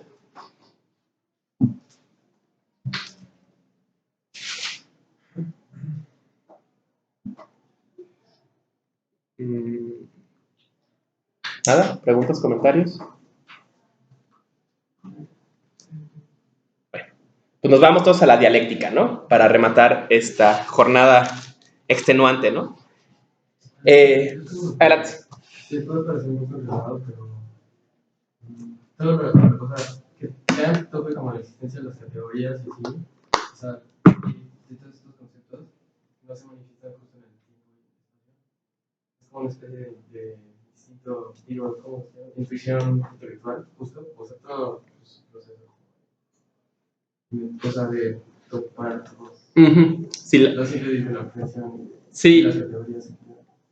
Sí, te entiendo. Pues o sea, hay varias formas de responderte, ¿no? O sea, Kant, en cuanto a las categorías, te diría, eso es un conocimiento, porque de hecho las categorías son intuiciones, ¿no? La intuición interna del tiempo. Son formas temporales, entonces no hay bronca. Otra cosa que diría Kant es, bueno, las funciones, o sea, la lógica pura, o sea, las categorías despojadas de todo contenido de la intuición, no son conocimientos, son, usando palabras del propio Aristóteles, un órgano, una herramienta. O sea, yo no sé eso, yo solamente hago abstracción de los juicios y veo que tienen esta forma. ¿Esto es algo real que exista? No, pensaba Aristóteles, ¿no? ¿Qué está haciendo Kant en el fondo? Está aplicando la lógica de su tiempo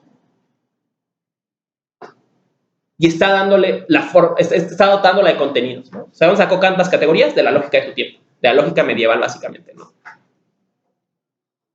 Entonces, de ahí vienen las categorías, ¿no? Una colega muy querida mía, Sofía, trabaja justo ese tema, ¿no? Las lecciones tempranas de Kant de lógica y cómo de ahí fue dándole forma a las categorías, ¿no? O sea, cómo realmente vienen de la lógica tradicional, ¿no? Y realmente no serían conocimientos, serían pensamientos, serían abstracciones, serían reglas. Veremos que justamente la razón es una facultad de reglas, pero esas reglas solitas no son conocimiento, no las sabemos, así funciona la mente y ya, ¿no? Pero sí, buena observación, ¿no? Sí es una paradoja ahí, ¿no? ¿Qué valor tienen entonces estos conocimientos, ¿no? ¿Cómo darles valor como conocimiento si no provienen ellos de la estructura que tiene que tener todo conocimiento? O tal vez sí de una forma adyacente, misteriosa, ¿no? En que diga, bueno, son intuiciones al final porque son la forma del sentido interno y ya está, ¿no? Pero, o sea, ya hay cosas raras, ¿no? Que, puedes decir, de ellas no son conocimientos, sino son condiciones de otros conocimientos, ¿no? Pero entonces, ¿qué valor tienen como absolutas, ¿no? Que digas que así funciona la subjetividad, ¿no? O sea, si es lo que yo me imagino, lo que yo abstraiga, pues puedo hacer lo que yo quiera, ¿no? O sea, a última instancia. Y veremos que de hecho eso va a ser Schopenhauer, ¿no? Schopenhauer va a sostener que Kant se equivoca, ¿no? Y que de hecho no son dos las intuiciones puras, sino que de hecho son tres, ¿no? Y a diferencia de Kant, Schopenhauer va a tener más razones, ¿no? Razones que Kant no aceptaría, pero que Schopenhauer sí, y es la observación. Y esto es, Schopenhauer pensará que la forma de la intuición no es solamente la forma de intuición humana, sino de la intuición de todos los seres vivos.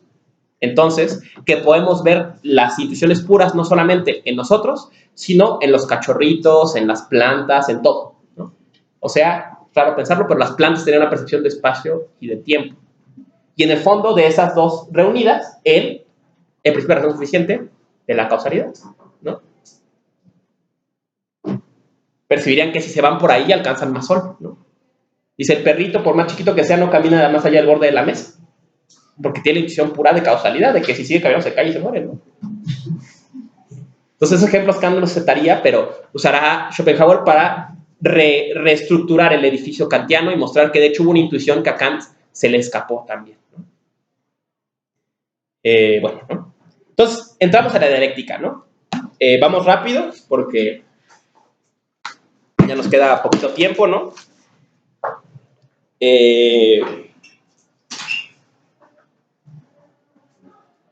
Va a decir Kant, ¿no? Ya vimos, el tema de la dialéctica será la ilusión. La ilusión o las experiencias ilusorias que crea la razón de creer que puede usar estas herramientas que utiliza en la isla de la verdad para ir más allá. O sea, ¿qué lleva a la razón humana a creer que puede crear conocimiento incondicionado? ¿Qué errores, qué problemas, qué tendencias naturales de la razón lo inclinan a esta creencia, ¿no? Ese será el problema de este momento, ¿no?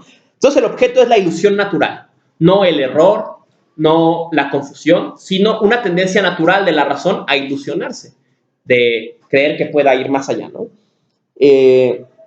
Por ello, veremos cómo va a abordar problemas clásicos de la metafísica, ¿no?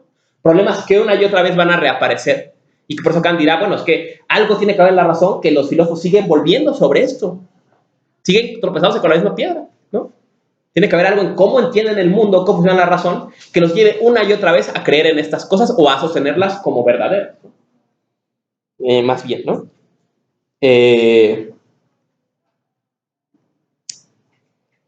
Dice Kant, ¿no? Los conceptos puros del entendimiento pueden entenderse como nociones. Y cuando juntas muchas nociones, creas una idea, ¿no? la idea es pensada nada más, no es conocida. No puedes pensar y si juntas sustancia y necesidad y todo, creas una idea.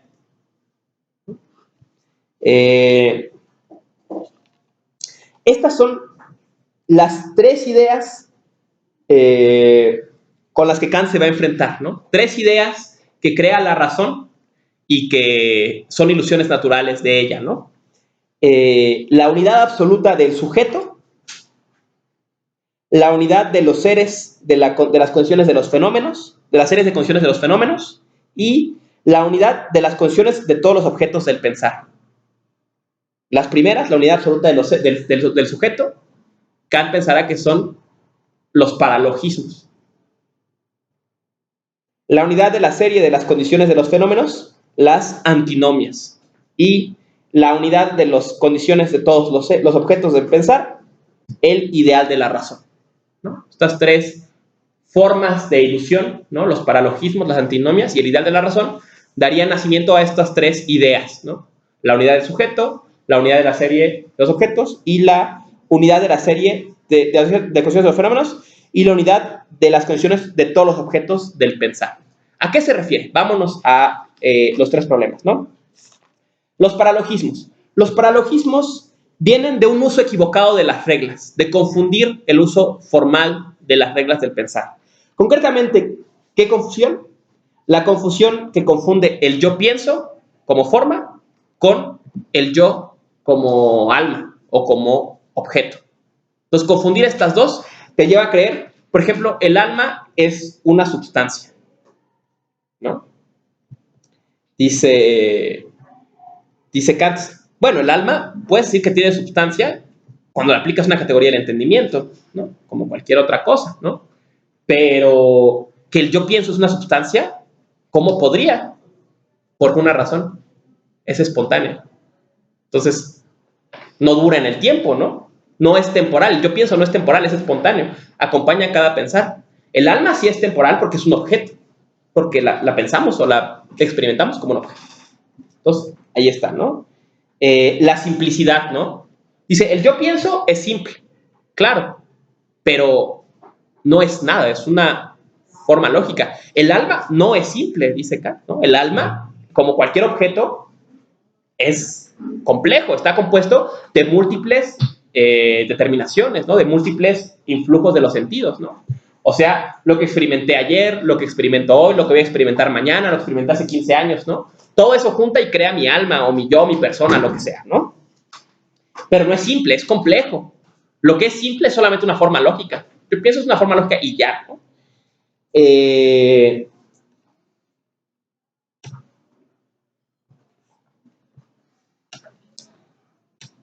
Esto para que nos demos una idea, más o menos, ¿no? Sería entonces un problema de reglas, ¿no? Luego vendrían las antinomias, ¿no?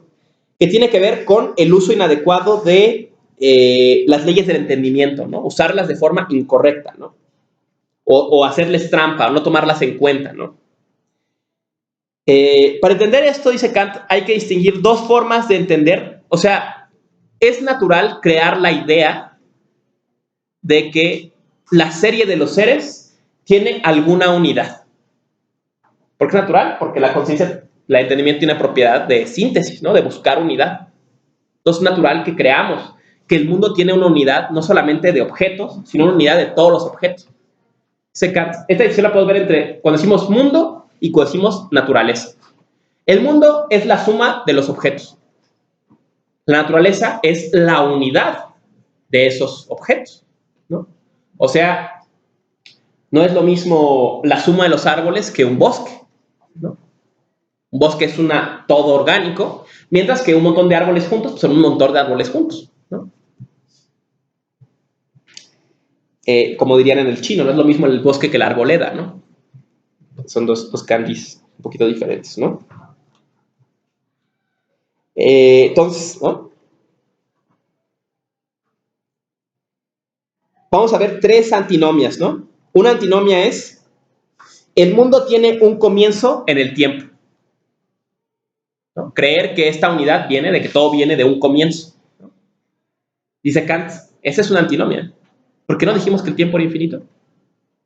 Para decir que hubo un comienzo en el tiempo, habría que imaginar algo antes del tiempo. Y ya nos dijo Aristóteles que eso es absurdo, ¿no? O sea, si yo te dijera, es que este fue el inicio del universo, y tú me preguntas, ¿y qué pasó antes? Pues ya había habido antes, ¿no? Entonces el tiempo nunca pudo haber comenzado. Entonces, eso es una antinomia, o sea, viola la ley del entendimiento. Otra antinomia, ¿no? El universo está construido por componentes simples que se suman a lo compuesto, ¿no? Y crean lo compuesto, ¿no?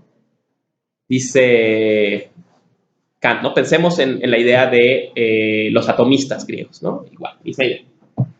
Dice Kant, esta idea igual, ¿no? Lo simple es una idea, porque la unidad, la simplicidad, la da la razón, ¿no? Al revés, ¿no? Lo que viene de los sentidos es lo múltiple. Entonces, ¿dónde viene que habría una simplicidad primigenia a esta complejidad de los sentidos, ¿no? Es una antinomia, ¿no? Otra vez, ¿no? Número 3, dice Kant, la libertad, ¿no? La idea de que hay una causa libre, algo que empieza un estado. Dice Kant, eso iría en contra de... es una antinomia porque va en contra de la serie, la causa y el efecto, ¿no?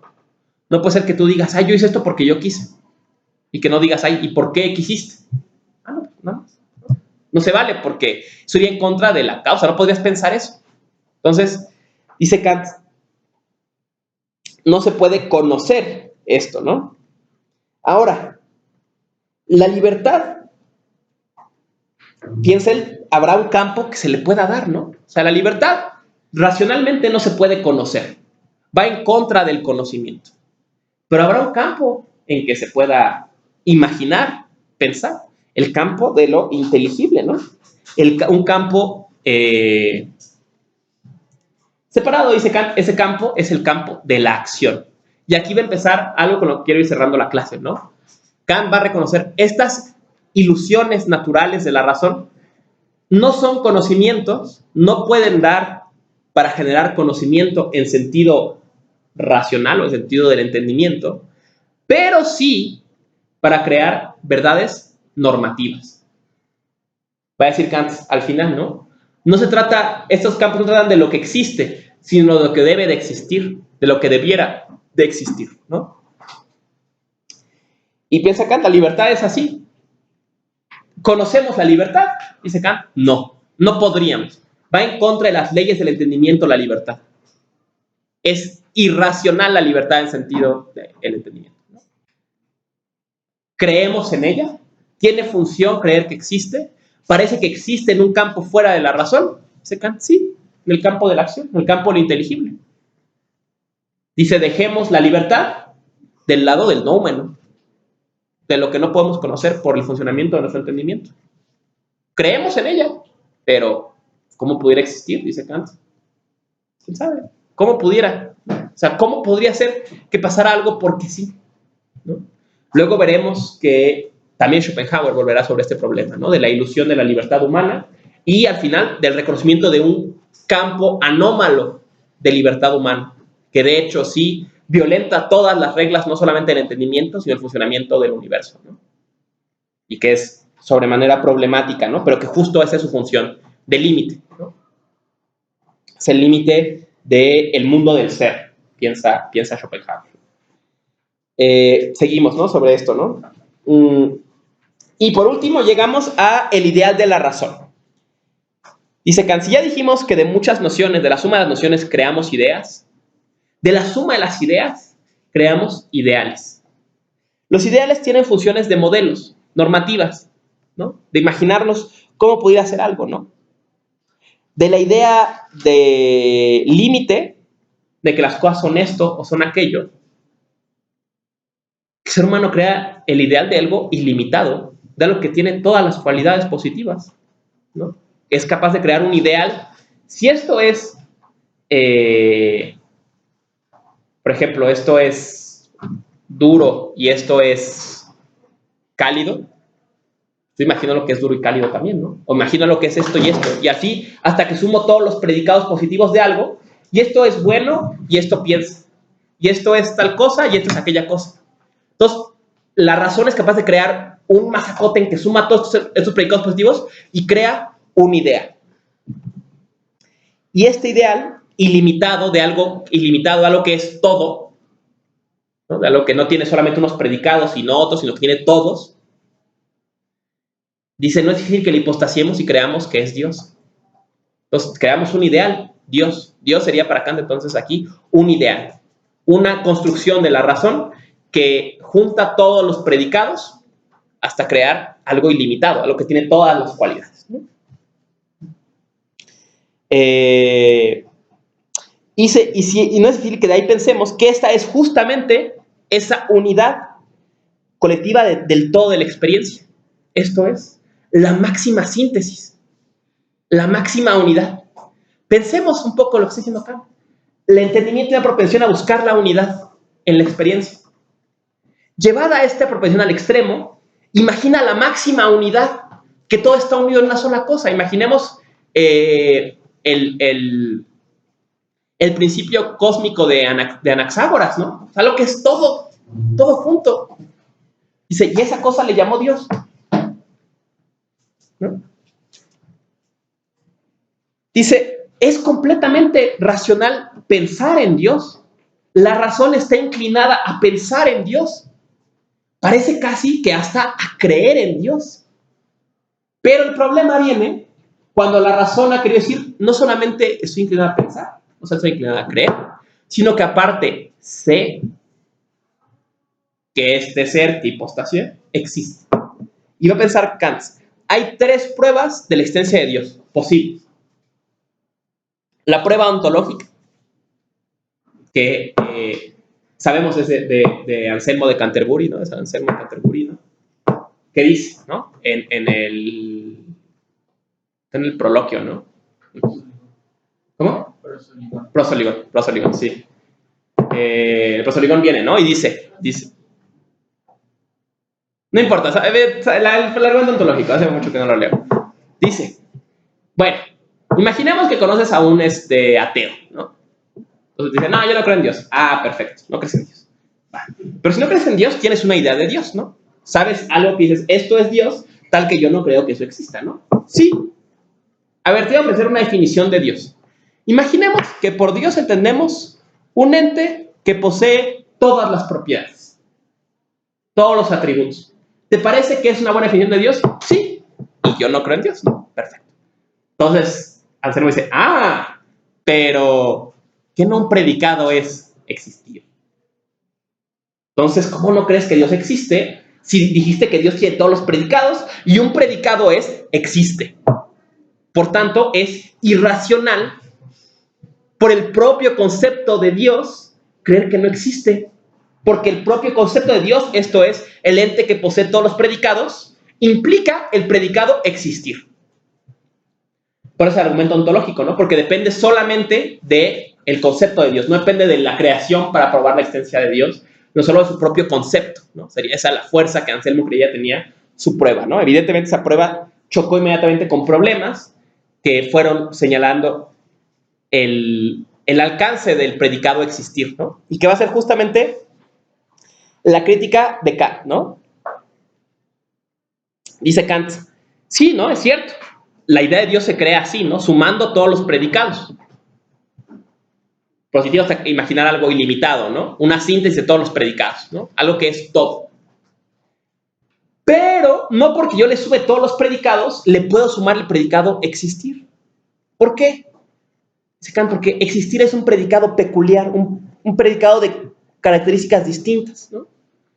Que no puede ser agregado por el pensar sin más y asumido como tal, sino que debe ser solamente agregado por la experiencia, ¿no? Por eso, y aquí conexión con sus clases, de otras clases, ¿no? Ya tuvimos varias con lógica, una más. Por eso, la lógica cuantificacional tiene un predicado de segundo orden que es existe. Por este enunciado de Kant, porque reconoce lo que Kant ha dicho, que existe no es una propiedad de primer orden, como sería ser blanco o ser negro, ¿no? Yo puedo imaginar lo que es negro, y es negro, en imaginación, pero puedo imaginar lo que existe. ¿Se vale que yo enuncie un predicado de algo y que existe? La lógica cuantificacional, a partir de Kant, reconoce que no. Y Kant da un ejemplo genial que ha sido usado para usar esto, ¿no? Por más bueno que tú seas para las cuentas, ¿no? No te haces más rico por ponerle ceros a las cuentas al final, ¿no? Dices, es como si un comerciante dijera, ay, sacamos 500. Ah, no, mira, 50,000. No, y ya ganó 50,000. Pues no porque tú le sumes ceros tienes más dinero en la bolsa, ¿no? Ese sería lo que Kant está reconociendo aquí, ¿no? Segundo, prueba cosmológica, ¿no? La prueba cosmológica arcaica, ¿no? La podemos rastrear en Aristóteles, pero se le suele atribuir a Tomás de Aquino, ¿no? Que dice básicamente, si el mundo es, todo tiene una causa y el mundo es, de hecho, aparte, las cosas que vemos son contingentes, debe haber algo que sea necesario para que haya mundo y que aparte sea causa de todo lo demás, ¿no? O sea, la primera causa, ¿no? Ya lo vimos en Aristóteles, ¿no? Decía en Aristóteles en Metafísica 12, ¿no? Si la potencia anterior al acto, entonces pudo haber un tiempo en que no hubiera nada, porque todo podría ser, pero nada era. Y si todo podía ser, ¿cómo es que empezó a ser? Entonces tuvo que ser algo que sea necesario. Y eso necesario, primer motor, hay que llamarle Dios, ¿no? Perfecto. Dice Kant, esa prueba tiene algo de razón, ¿no? Es cierto, tiene sentido. Pero el problema es que afirmarla como certeza apodíctica no nos lleva a caer a una antinomia, ¿no? ¿Y Dios por qué es, no? Todo lo que sabemos la relación causa-efecto. ¿Y cuál es su causa? Entonces, esta prueba nos da razones para creer. Es una muy buena razón, una buena hipótesis. Pero para saber, no. Y dirá en 563, ¿no? Aquí está, ¿no? Les leo, está en A619, B647. Según estas consideraciones, el ideal del ente supremo no es nada más que un principio regulativo de la razón, principio que manda considerar todo enlace en el mundo como si procediera de una causa omnisuficiente y necesaria, con el fin de fundar allí la regla de una unidad de la explicación de él. Esto es, el ideal de la razón es un como si. La razón lo necesita como un principio regulativo de unidad de la naturaleza. ¿Lo sabe? No lo sabe. Y no solo no lo sabe, sino no lo puede saber. Y esto nos lleva a la tercera prueba con la que terminamos la clase, ¿no? El argumento físico-teológico, ¿no? O el que se ha llamado el argumento estético. El mundo se presenta como perfecto y ordenado y es muy hermoso y todo eso. Y eso nos hace pensar que una inteligencia debió haberlo configurado. No serían perfectamente, encajarían los ciclos de las flores y de los animales que las polinizan y el mar y todo estaría perfecto si no hubiera habido una inteligencia que lo ordenara todo así. Y de esta belleza del mundo, pienso, ¿quién es el autor? ¿No? ¿Quién es el autor de esta obra? ¿No? Aquí reconocemos inmediatamente una tendencia que existe al menos desde Platón, tal vez desde antes, a explicar el proceso de la creación en analogía con el proceso del arte o de la artesanía, ¿no? El proceso del demiurgo. Finalmente, para Platón, la obra creadora de Dios es una obra artesanal, una obra de alguien que crea a partir de modelos, ¿no? Pero bueno, entonces dice Kant, y con razón, ¿no? Viendo sobre esto. Esa es la prueba más antigua. Parece que casi cualquier cultura que tiene la idea de Dios pensó eso, ¿no? Llegó a esa conclusión. Parece que la razón humana está forzada a creer eso, a verse inclinado a tener esa idea, ¿no? Dice, a esta le podemos llamar una prueba, mientras que es una teología trascendental, porque intentan pensar sobre principios del entendimiento. Esta es una prueba natural, que responde solamente a la naturaleza, ¿no? Dice, parece que esa prueba podemos creer en ella, pero ¿saben qué? Tampoco podemos saberlo. Pero la fortaleza de esta prueba, que no nos da saber, nos da buenas razones para creer. Y con ello finalmente Kant cierra su agenda, ¿no? Lo que busca la crítica de la razón pura es al menos limitar la razón al campo en que es efectiva y dejarle lugar a la fe. ¿El argumento físico-teológico te convence? Si te convence, cree en Dios. Y nadie podrá probarte lo contrario. Porque es imposible probar lo contrario. hasta que alguien encuentre una facultad para hacerlo, claro, es lo que van a hacer los filósofos después, ¿no? Si tú no crees en Dios y el argumento físico-teológico no te convence, ni quien pueda decirte lo contrario, ¿no? Pero, y aquí es donde otra vez encontraremos la ragamen nietzscheana o la inclinación nietzscheana que ya está desde Kant, ¿no? Al final estas cosas, la idea de Dios no es una cosa que sepas o que importa que sepas, sino es algo que necesita la razón. ¿Y una que necesita para qué? Para actuar. Entonces ya vemos, ¿no? Esta pista del famoso dictum nietzscheano, ¿no? La pregunta no es si Dios existe, sino para qué necesitamos creer que exista. ¿En qué nos sirve creer que exista? ¿Qué vacío necesitamos llenar inventando su existencia o postulándola? La pregunta no es si es verdad, sino si lo necesitamos. Kant pensará que sí. Dice, pues cree. Pero si no crees, allá tú, ¿no? Entonces, imaginen la empresa de Kant. Kant creía que con esto vendría la concordia de los pueblos, porque ya ningún pueblo podría decir, no, es que este es el Dios bueno. Pues no, ¿cómo sabes? ¿No? O sea, tú crees en ese Dios, allá tú, yo creo en el mío, y tenemos las mismas razones para creer, ¿no? Y incluso si yo no creo y vivo aquí, pues no hay bronca, ¿no? Porque es racional, no hay bronca. No debería haber problema, ¿no? No fue así, obviamente, ¿no? Pero este libro se da unos años antes de la Revolución Francesa, ¿no? Entonces, se imagina. En fin, ¿no? Con eso terminamos el maratón de Kant, ¿no? De la crítica de la razón pura. Próxima clase, quiero que lean, si van a leer solamente dos cosas, van a leer el más antiguo programa de idealismo alemán y Juicio y Ser de Hölderlin, ¿no? La idea es que se hagan una idea de la agenda del idealismo alemán, ¿no? O sea, de qué se va a tratar la filosofía después de Kant. ¿Qué va a intentar hacer Fichte? ¿Qué va a intentar hacer Schelling? ¿Qué va a intentar hacer Hegel? ¿Qué va a intentar hacer Hölderlin? ¿Y qué proyecto filosófico los reúne, ¿no? Si pueden leer algo más, lean los primeros, el primer capítulo de Doctrina de la Ciencia de Fichte, de 1700, hay una de 1805 creo, o algo así, y 1700 algo, la de 1700. ¿No? Lean los primeros capítulos, todo está en el Mega, ¿no? Lo pueden descargar, y ya, ¿no? O sea, espero que en una clase veamos como el inicio del programa y en otra clase veamos un poco más Hegel y Schelling, ¿no? O sea, nos damos una idea de eso y ya con eso entramos de lleno al fin del curso, que sería Schopenhauer, Nietzsche. Habrá obviamente menciones o sea, si vemos a Hegel, espero que podamos mencionar un poco a Max Stirner, a Marx, ¿no? Donde entran ellos en este panorama, ¿no? A Feuerbach, por supuesto, ¿no? Si vamos a mencionar a Max Stirner y a Marx, hay que mencionar a Feuerbach también, ¿no? Pero al menos para hacernos una idea, ¿no? De dónde entró estos programas filosóficos en el idealismo alemán y encaminarnos hacia el siglo XX, que será, pues, en buena medida, o al menos en parte, el horizonte del semestre que viene, ¿no? Muchas gracias por su atención, por su trabajo, el trabajo colectivo, del esfuerzo de estudiar.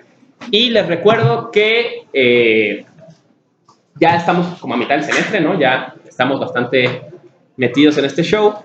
Si quieren asesorías, podemos tener asesorías, ¿no? O sea, solamente escríbanme o díganme al final de la clase y nos ponemos de acuerdo, ¿no? Volvemos sobre temas que no entendieron, si tienen ya algo escrito de sus trabajos, lo leemos y lo comentamos, lo que sea, ¿no? El chiste es que yo les pueda ayudar lo más que pueda, que se lleven las más herramientas que se pueda de esta clase y que no se queden con dudas, ¿no? Entonces, si les da pena en la clase, pueden preguntarme al correo, pueden preguntarme en el grupo, hasta en los videos me están preguntando y les contesto cosas, ¿no? Pueden preguntarme después de la clase o, si es algo más complejo, podemos tener asesorías, ¿no? No hay ninguna bronca, nada más nos ponemos de acuerdo qué día, qué hora y ya yo vengo y platicamos de lo que sea, pues en petit comité para poder resolver sus dudas, ¿no? ¿Va? Muchas gracias, buen día, gracias gente de internet también ustedes.